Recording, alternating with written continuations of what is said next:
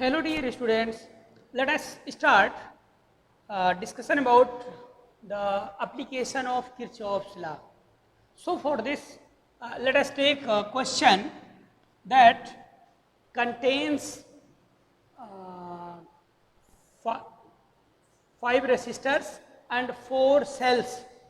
The first resistor have a value of 10 ohm, second is 5 ohm, third is 10 ohm, and fourth is 5 ohm, and fifth is 5 ohm. And the first cell have a value of 5 volt, second cell contains 5 volt potential, third cell 10 volt, and fourth are 10 volt. Okay, so all these all these cells and resistors are connected with this circuit. So if we want to calculate the total current flowing through each resistor, then how can we easily find out what will be the net value of the electric current passing through each resistor? So for this, we have seen that there are two different loops, A, B, C, D, A, and A, D, E, F, A. So if we take two values, then we can easily guess what will be the value of the current in each resistor. For this, if we guess, then we find that the maximum voltage of source is applied in the middle line. Here is 10 volt, here is 5 volt, and they are providing an electric current in this direction. They are supporting in this direction. So the total potential of this cell will be the 15 volt. And after that, here contains a single potential source, and here is also single potential source. So if we take the net current is flowing through this circuit is I, then I must be divided at this node in two different directions. First, if we take in that direction as I1, and second one is in this direction I2, then according to the junction rule, we can easily write what will be the value of I at this point. That will be equal to I1 plus I2. Okay. Now, if we take the first loop as A, B, C, D, A, then this current is flowing through this loop, and we have found that the current I1 is goes through this direction. So here is a potential drop as I1R1, and this current is also passes through this resistor. So here is an also potential drop I1R2, and after that the current I1 and the current I2 reached at the junction D, and from here they are in combined form going as I in D to A. Okay. So the current, if the current flowing through R3 resistor is I, then the potential drop across R3 will be equal to IR3. And if the current I2 is going through R4, R5 and so on, then the potential drop across this resistor will be equal to I4, I2 R4, and the potential drop across this resistor will be equal to I2 R5. Okay, and this current again added to I1 and makes I, and that I goes through a D to A. So what will be the potential drop across this? If we take our loop A, B, C, D, A, then what happened? It means the loop is taking in the direction A, B, C, D, A. So first we pick up what are the sources of potential, because if we apply the loop rule, then we get sigma of V minus sigma of IR, that is always equal to 0. It means the algebraic sum of the change in potential across any loop containing cells and resistors is always equal to 0. This is the loop rule given by Kirchhoff. So, in this, if we apply this as sigma V minus sigma of IR is always equal to 0. So, sigma V, what will be the sources if the current flowing in the loop is supported by the cell, then the potential of cell is taken as positive. But if the current flowing through the loop is not supported by the cell, then the potential of the loop is taken as negative. So, we are seeing that in the loop A, B, C, D, current is flowing through this, always current is supporting our loop. So, if we take I1 here, a potential source V1, the direction of the loop is B to C, but the potential source contains positive of this cell at right side, left side, and negative of at right side. So, this source can be produces a current which contains a direction in C to B. Okay, so the direction of the loop is just opposite to the current produced by V1. So, this potential source may be assumed as negative. So, this will be considered as minus 5. Again, if we reached at this point and the direction of the loop is D to A, and this potential source supports us, and this one is also supports. So, these two are taken as positive. So, this will be the positive 5 plus this one again is positive 10, okay, minus the value of the current is I1, which is passes through the resistor 10 ohm, that is 10 I1, again 10 5 I1, 5 I1, 5 R 1, again this I is passes through 10, it means plus 10 I is equal to 0. So, if we put the value of I from here, I1 plus I2, then simply we find that what will be the value of this equation?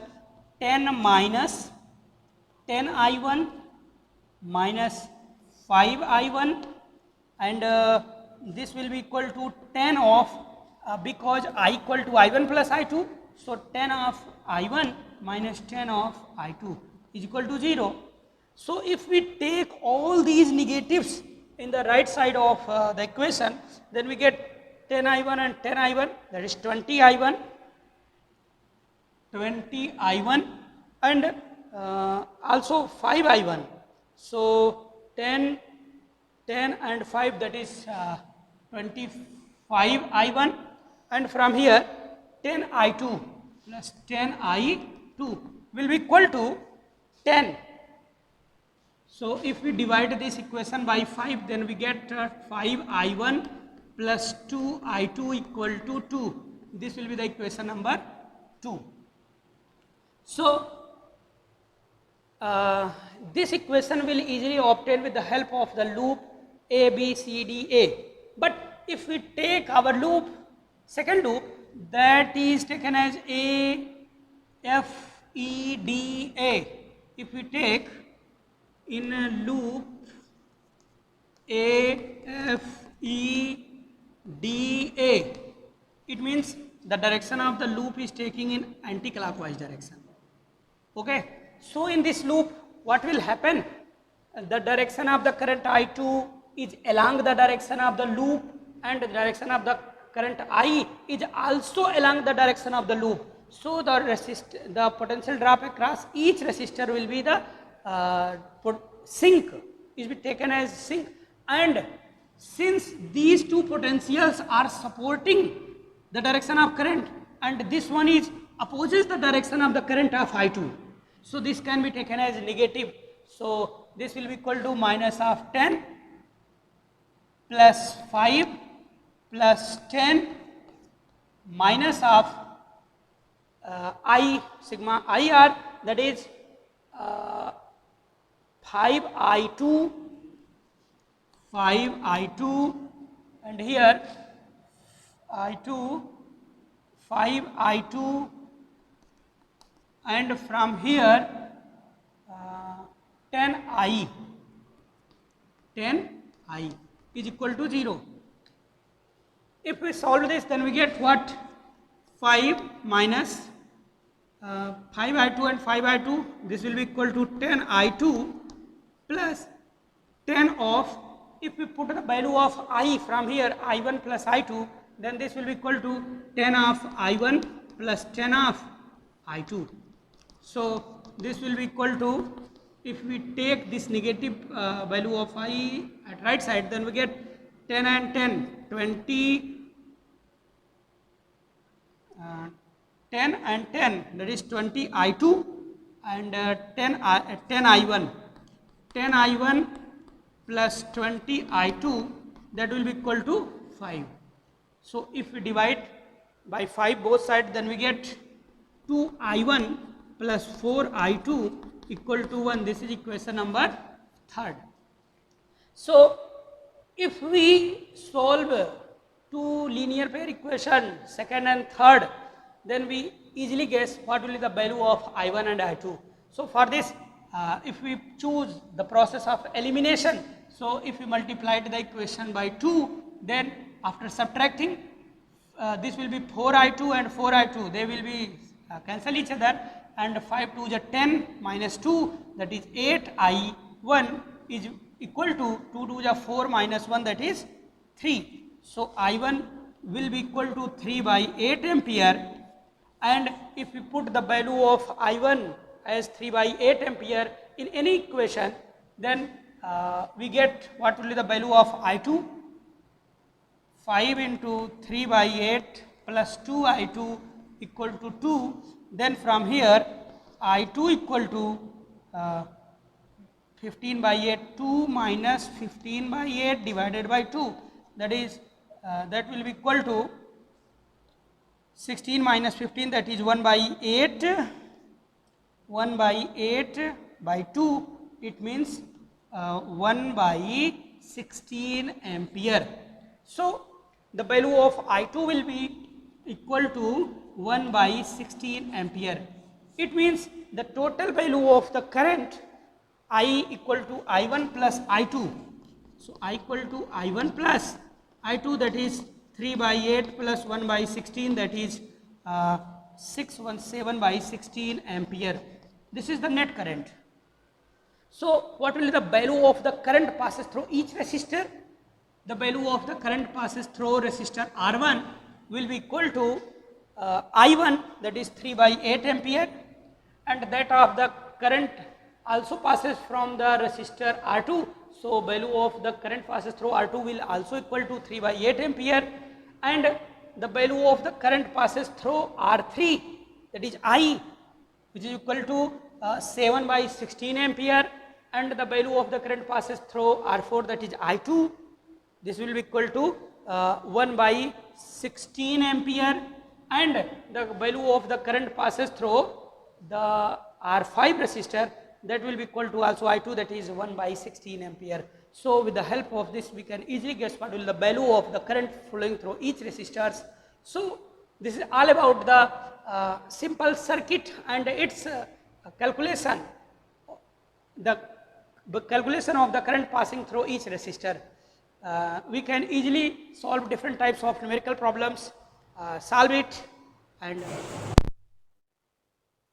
there are two simple questions for your homework. Solve this, and the question is, find the current in each branch of the circuit. This is a circuit A, B, C, D, E, F, A, and here two cells are connected in the circuit and four resistors are connected. So if we assume that the current flowing through the first loop is I1 and through the second is I2, then from here is I, then I equal to I1 plus I2. Find the value of I and I2. Okay.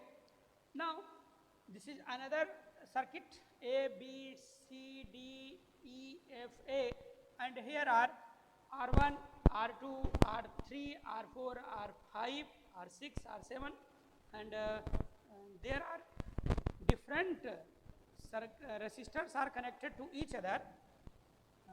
This will be the 6, 7 and 8.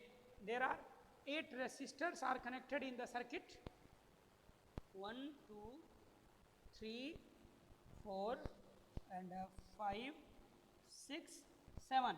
There are 7 resistors are connected in the circuit. Also 7 potential source V1, V2, V3, V4, V5 and V6. V5 and V6 are connected in the circuit, and their values are given in the question. With the help of the given value, solve this after applying the Kirchhoff's junction rule and loop rule.